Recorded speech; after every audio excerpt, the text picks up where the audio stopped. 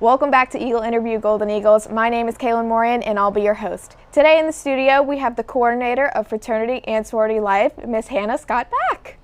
Hi. How are you? I am great. Thanks so much for having me. This is all so exciting. Yes, thank you so much for coming. We'd love to see you. So my first question for you would be, as the coordinator, what is your job responsibilities? What are you responsible for doing? I think the best way to summarize my job responsibilities, anytime you apply for a job under job description, the last line is always "and other duties as assigned," and I think that really encapsulates what my job is. But in this particular role, I'm responsible for grade systems, the calendaring for fraternity and sorority life. I'm responsible for social media and marketing, leadership development, which is what I'm really passionate about. And then in addition to being a coordinator, I specifically oversee and advise the College Panhellenic Council, which houses 8 of our sororities on campus. Yeah. A very vast umbrella of things that fall under you. A whole lot of things. Yeah. I have learned over the past couple years, I'm really good at Canva, apparently really good at putting patches on various items like backpacks and hats. Very good. You're a little bit of a counselor, you're a little bit of a listening ear, so a lot of things. You coordinate chaos. Right. All of the things, basically a chaos coordinator would be the best description. I love that, and you're so real for that, because I've seen all of the very cute sorority decals on people's jackets and backpacks, like you said, and they are super nice. Oh, the patch, you gotta have the look, you gotta have the branding. You have to, yes. Something I'm learning. Granted, I think what I think is cute, my branding is a little outdated because I was in my sorority from 2015 to 2019, but I'm learning. I'm catching on. Right. So, you mentioned a couple of other responsibilities earlier, like coordinating with marketing and leadership and handling grades and such. What would you say are the biggest priorities for your position? What is the first thing that you think has to be done? First thing, no question, is meeting the students' needs. So that has changed. I mean, that really changes every day, but especially since I started this job. I first was a coordinator in 2021, and now I've been starting on 2025. I can't believe it's almost 4 years actually saying that out loud. But that's my priority, not just as a fraternity and sorority life coordinator, but also as a student affairs professional, is just meeting my students' needs. So whether that week or that month they need more focus on maybe academic resources, maybe they need a little more direction in regards to event planning, or maybe they need help with conflict management, especially because I work with a bunch of different type of leaders who have people under them, and there are still problems whether you're a college student or in a professional organizations. And so really my number one priority when I walk in my job every day is, what do my students need today and how can I give that to them? Right, absolutely, tailoring it to what these students need on campus and how to best just respond and deliver it to them.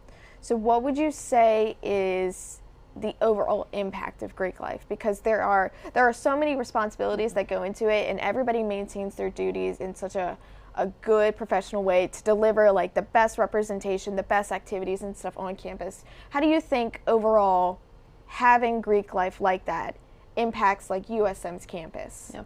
I think it just makes it better. I think that there are so many things that our students bring to the table when they're affiliated in a fraternity or sorority. If you look at organizations like SMAC or Eagle Connection or Student Government Association, chances are you're going to find someone who is affiliated in a chapter.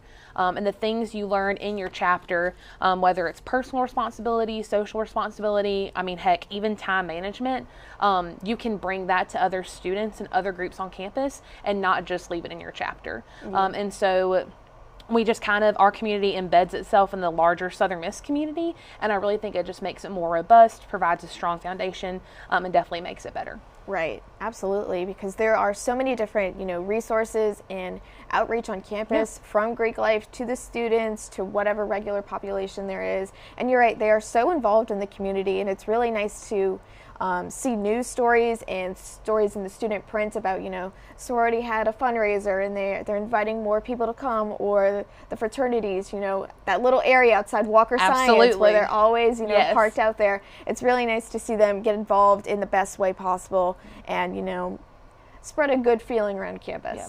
And our goal really is to not just, it's important to have your brotherhood and your sisterhood and have your close-knit organization, but the goal really is to get the whole campus community involved, do things that benefit not just people in the same letters or people in our 26 chapters, but to benefit students who are unaffiliated or in different organizations or maybe haven't found their place yet on campus. We really just want to make campus a better place and serve the whole campus, not just our community. Right, absolutely.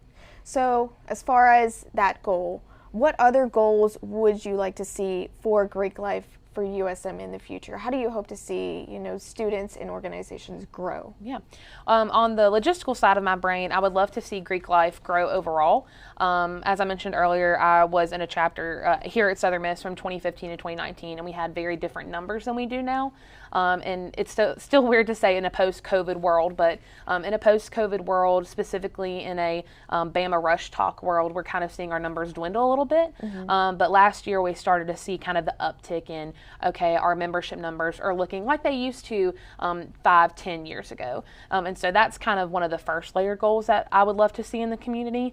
But really, I would just love to see more collaboration and interaction between our chapters and other community organizations. So whether that is SGA, SMAC, Eagle Maker Hub, MAPS, all of those associations having a more open relationship and a more open channel of communication. That way people can say, I'm not in a chapter, but I know 20 different people from 8 different chapters, and we love working with them. We love raising money with them. We love maybe going out and serving in the Hattiesburg community with them. So that would be kind of the dream goal during this job, is to see just a lot more community integration and involvement. Right, yeah. So for those students who are looking to join and get involved with organizations and with the new chapters and stuff, how would you best suggest those students go about that process? I would just recommend students ask questions. We have 3 incredible councils. We have the College Panhellenic Council, the Interfraternity Council, and the National Panhellenic Council. Each of those different councils not only house different chapters, but they also have different recruitment and intake processes. And we love answering questions. So whether that's emailing our office, whether that's simply following each of those councils or even chapters on Instagram and shooting them a DM, like, we are happy to answer any questions in any format. And really just doing some research and figuring out if there is a chapter that shares your values, shares your interests. All of our chapters value very similar things like scholarship and citizenship, but all of our chapters also have really unique attributes that make them special and make them them. So I would just say ask questions and do some research. And Right. There is no silly question. I mean, we have some people who ask what the different Greek alphabet means. I used to have the Greek alphabet memorized, but I surely have not had that memorized in like 10 years by now. But there really is no question that is silly or small or doesn't make sense. We have people in the community as well as the professional office staff who have been affiliated in a chapter, who didn't know Alpha from Omega when they started the job. So we cover a lot of different experiences, and so really just ask questions and get to know us is the best way to get involved. Right. And I love that you said, ask questions, get involved, stay updated and informed. Where can students or just members of the community in general, where can they go to find these resources, to stay updated with these chapters, to see the events, know what they're fundraising for, when they're fundraising? Where can they go to find these? As I mentioned earlier, they can follow us on social media. So all of our chapters have Instagrams, our councils have Instagrams, and our office actually has an Instagram, USM_FSL, had to plug that. But also we are located in Hub 110 on the 2nd floor. So it's LSI when you walk in, and then we're up the stairs on the 2nd floor where SGA used to be. We basically flipped spaces with SGA. And so they can stop at our office anytime. Myself, my fellow coordinator, Jonathan Jenkins, and my director are down there. We also have, honestly, if you walk upstairs and there's no student up there, that's a rare occurrence. We always have students up there who are different executive council members. We have incredible graduate assistants. So just stop by and say, hey, ask questions. And our office is located past Seymour. So get your Chick-fil-A, get your Subway, keep walking up those stairs, and we're going to be in Hub 110. Yeah, absolutely. It's amazing to have those open resources like available to anybody, especially like students with questions and stuff. Absolutely. Yeah. And we try to make sure that our space is open and comforting to all students, regardless of if they're in a chapter or not. So it's open like every other office, 8 to 5. If you need to meet with us at a time outside of that, they can email any of our office staff, because we definitely just want to answer questions and hopefully, if not get you to be a part of our community, then hopefully help you make friends with our community. Yeah, absolutely. I encourage anybody out there who's interested in Greek life, to go check out the offices, send them an email, check out them on Instagram or social media, come speak to them in person, because they are really, really good resources, and it's a very, very tight-knit and good community that, brings a lot of joy on campus. So thank you so much for sitting down with me. Thank you. This was so much fun. Yes, I love getting to speak with you and hear all of the different, things that go into your job, because it's a lot. Yeah. You do so much for the campus. And I love it. I didn't think that I would be working in higher ed. I didn't think higher ed was the thing, but I really, truly do love my job. I love my students.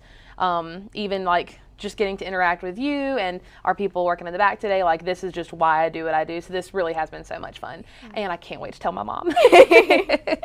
That's very, very true. Well, thank you so much again for sitting down with us. Of course. And thank you, Golden Eagles, for tuning in. We'll see you next time on Eagle Interview.